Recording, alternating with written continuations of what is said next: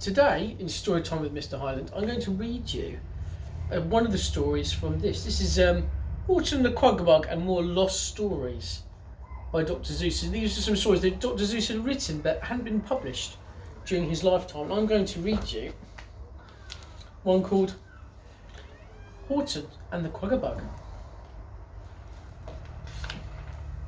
Horton and the Kwuggerbug. It happened last May on a very nice day. While the elephant Horton was walking, they say, just minding his business, just going his way, when a Kwuggerbug dropped from a tree with a plunk and landed on Horton, the elephant's trunk. The Kwuggerbug leaned toward the elephant's ear. Perhaps you are wondering, he said, why I'm here. Well, I've got a secret, he whispered. I know. Or of a beezelnut tree where some beezelnuts grow. Beezelnuts? Horton looked up with his wide eyes. Beezelnuts? This was a happy surprise. For of all the nuts in that jungle to eat, the nut of the beezel by far the most sweet. But why, Horton asked, do you tell this to me? Well, you see, the bug answered, my beezelnut tree is rather far off, and I'm not very strong. I'd get there much quicker if you came along. So I'll make you a deal that I think is quite fair. You furnish the legs, and you carry me there. I'll furnish the brains, show the way there. Then half of the nuts are there for you, half for me. A deal, Horton said with a smile on his face. Hold tight, we're off to your beezelnut place. Just steer me and show me the best road to take. No road, laughed the Kwuggerbug. We'll take the lake. And he steered the big elephant down to the shore of a lake that was 30 miles long, maybe more.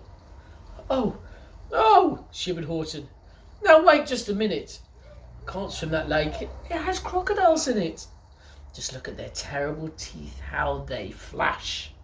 They'll chew me right up in that elephant hash. I think, Mr. Bug, that there surely must be a much safer way to your beezelnut tree. Now, said the Kwuggerbug, don't start to squeal. You promised you'd go, and a deal is a deal. Horton thought. What did he say? What he said is quite true. A deal is a deal. I must see the deal through. So bravely the elephant dived in that pond, and he swam for the shore far beyond, while crocodile snapped and attempted to eat his tail and his ears and the soles of his feet. They nipped at his knees, and they nabbed at his chin, and he thought, as he fought, that he never would win. But he swam, and he held his trunk up high. What a terrible fellow, that Kwuggerbug guy. Just sat there and blossomed him. You hustle, now hustle. I'll furnish the brains and you furnish the muscle. So, from 10 in the morning to 2:15, poor Horton fought on till finally got through to the side of the lake where the beezelnuts grew. He crawled from the water, tired, battered and wet. Now where, Horton asked, are those nuts that I get? Oh, laughed the Kwuggerbug, you're not there yet. Climb that, said the bug, up in the sky, at a terrible mountain, 9,000 feet high. Climb that? Horton gulped. Not that way that I feel. Tut tut, said the bug. A deal is a deal. And don't start to argue. No ifs and no buts. You'll furnish a ride and I'll furnish the nuts. The climb, sighed poor Horton, will kill me no doubt. But a deal is a deal. I cannot back out. He drew a deep breath, threw back his shoulders, and tried his tired legs over rocks and big boulders. He stumbled and staggered uphill over stones that tattered his toenails and bruised all his bones, while the Kwuggerbug perched on the trunk all the time and kept yelling, climb, you dumb elephant, climb!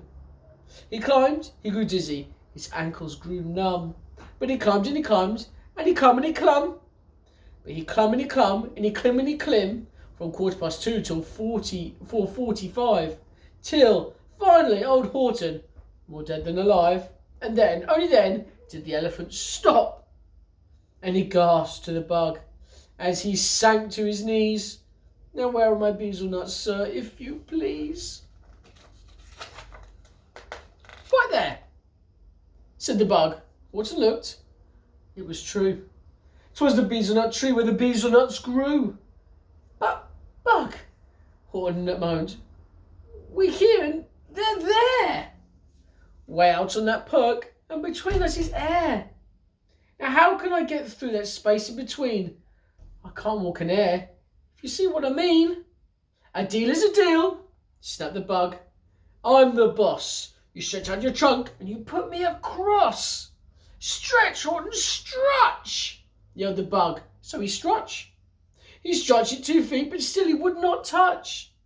"Stretch, Horton, stretch," yelled the bug. So he stretched. It hurt him real badly, but finally it reached.